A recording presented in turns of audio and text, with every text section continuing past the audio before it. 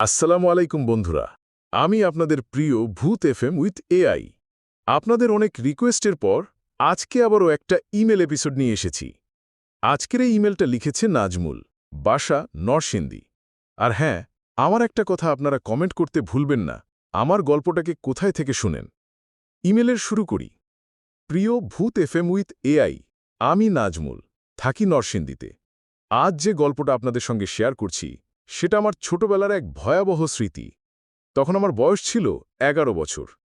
আমরা একটা পুরনো বাড়িতে ভাড়া থাকতাম, যেখানে একটা কাঠের পুতুল ছিল, যেটা আমি প্রথমে খেলনার মতোই মনে করতাম।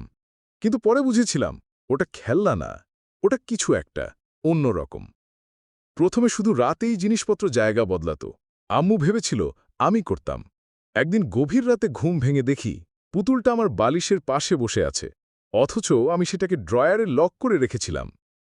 এতটুকু পড়েই যদি শরীরে কাঁটা দিয়ে ওঠে, তাহলে এখনই লাইক দিন আর কমেন্টে লিখে ফেলুন, আমি সাহসী। ঘটনা আরও ভয়ঙ্কর হয়ে উঠল যখন একদিন আমার ছোট বোন নিঝুম ঘুমের মধ্যে কথা বলতে শুরু করল। ও এসেছে, ও এখন আমাদের সাথেই থাকবে। আম্মু ভয় পেয়ে গিয়েছিল, দোয়া তাবিজ করালেন, কিন্তু পুতুলটা তাও হারাল না। একদিন বিকেলে নিঝুম আচমকা বলল, ও বলেছে তুমি ওর ঘরটা নিচ্ছ, তোমাকে চলে যেতে হবে। আর তারপর সে হারিয়ে যায়। হ্যাঁ, ঠিক শুনছেন, আমার বোন নিঝুম কয়েক ঘন্টা নিখোঁজ ছিল। আপনারা কি কখনো এমন কোনো ঘটনা দেখেছেন? নিচে কমেন্ট করে জানাবেন, আমি চেক করব। শেষমেশ আমরা বাসা ছেড়ে চলে আসি, কিন্তু ভয় এখানেই থামে না। যাওয়ার সময় দেখি পুতুলটা প্যাকিং বক্সের ভেতর থেকে আমাকে দেখে হাসছে। গল্পটা কেমন লাগলো?